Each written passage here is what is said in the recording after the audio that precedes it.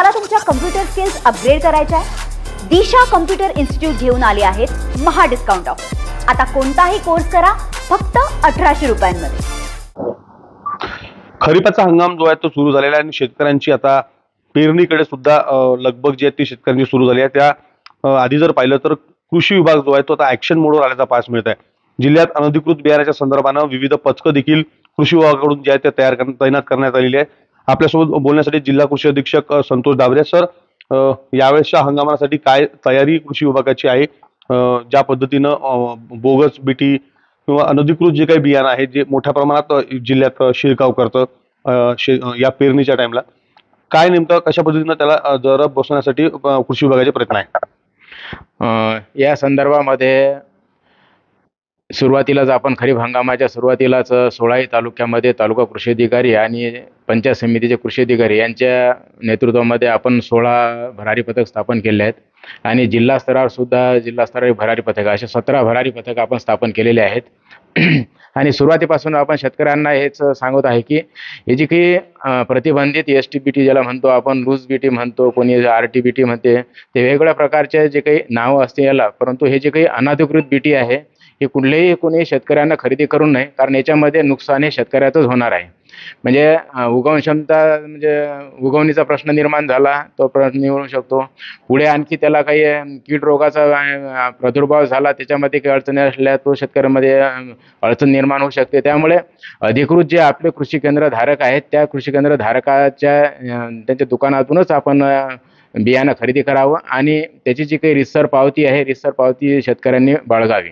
परंतु जसे काही आम्हाला कल्पना त्यामध्ये समजली आणि जे भरारी पथकामार्फत आम्ही जे काही कारवाई याच्यामध्ये केल्या त्यानुसार मला सांगायला येईल की 24 तारीख असू द्या, 24 तारीखला आपण मारेगाव राडेगाव या 2 तालुक्यामध्ये साधारणतः STBTचे पाथरी असील आणि अंतरगाव असेल 15 आणि 40 पाकिट जे आहेत हे असे आपण पोलीस विभागाच्या मार्फत मदत घेऊन हे केलेले आहेत। दुसरं बाबुळगाव नेरमध्ये सुद्धा जे आहे ते आपण STBT प्रतिबंधित जे आहे त्याचे आपण पाकिट गेले आहेत। असे एकूण जवळपास 180 जे काही प्रतिबंधित STBT आहे आणि त्याची जी काही रक्कम होते 2,25,000 एवढी आपण अमाऊंट जी आहे एवढ्या रकमेची जी आहे प्रतिबंधित बीटी आपण जप्त केलेली आहे आणि पुढील जी काही कार्यवाही कृषी पोलीस स्टेशन मार्फत जे आहे त्या कारवाई सुरू आहे। याच्यामध्ये खताच्या संदर्भानं लिंकिंगला विरोध एक दो कृषी विक्रेत्यांनी केला होता, त्या अनुषंगानं काय कारवाई पुढची आपली असणार आणि त्या अनुषंगानं काही वेगळं नियोजन कृषी विभागाचं आहे? या संदर्भामध्ये सुद्धा माननीय जिल्हाधिकारी यांच्या 2 याच्यामध्ये सभा झाल्या आहेत। माननीय पालकमंत्री महोदय यांची सुद्धा खरीप आढावा बैठक झाली आहे। या दोन्ही बैठकीमधून